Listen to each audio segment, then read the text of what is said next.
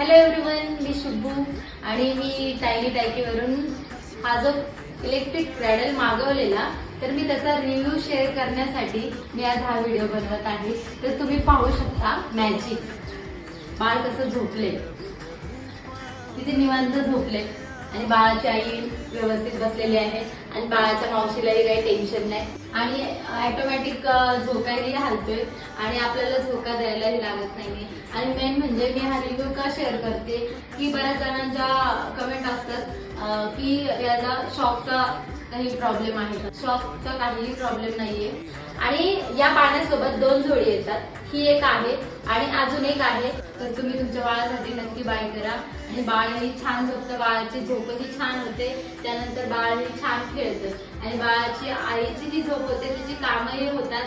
त्याच्यामुळे तुम्ही नक्की बाय करा, हे खूप फायदेशीर क्रॅडल आहे। तुम्ही बघताय ना किती छान